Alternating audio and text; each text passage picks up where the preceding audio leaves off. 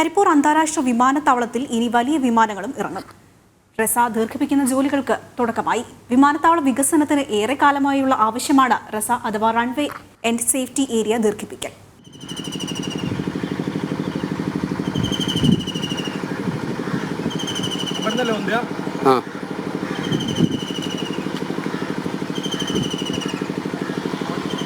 ആയിരത്തി 1988 വിഷുക്കൈനീട്ടമായി മലപ്പുറത്തിന് കിട്ടിയ സമ്മാനമായിരുന്നു കരിപ്പൂർ അന്താരാഷ്ട്ര വിമാനത്താവളം. മലബാറിന്റെ വികസനത്തിലേക്കുള്ള ആകാശവാതിൽ. എന്നാൽ കരിപ്പൂരിൽ വലിയ വിമാനങ്ങൾ ഇറങ്ങുന്നതും സ്വപ്നം കണ്ടു നിൽപ്പാണ് മലബാറിലെ ജനത. ഇതിനായുള്ള ആദ്യ പടികളും ആരംഭിച്ചു. റെസ ദീർഘിപ്പിക്കുന്നതിന്റെ ആദ്യ പടിയായാണ് ഈ പ്രവർത്തികൾ. ഈ സ്ഥലമെടുക്കുന്ന സമയത്തും നമ്മൾ ഉന്നയിച്ച രണ്ട് വിഷയങ്ങളാണ്.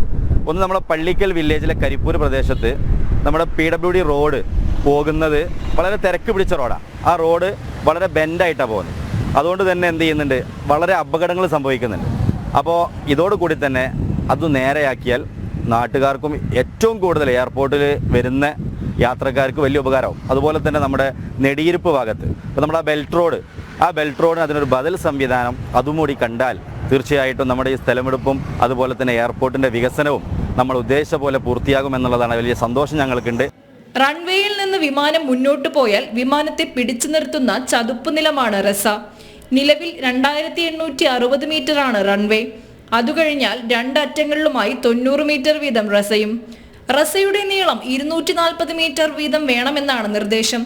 അതനുസരിച്ച് ഇരുഭാഗങ്ങളിലും 150 മീറ്റർ വീതം ദീർഘിപ്പിക്കണം.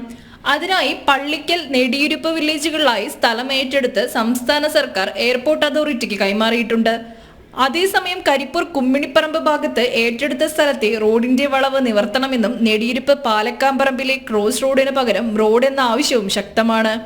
ഇടവേള വന്നെങ്കിലും ഇപ്പോൾ വർക്ക് ആരംഭിച്ചിട്ടുണ്ട്.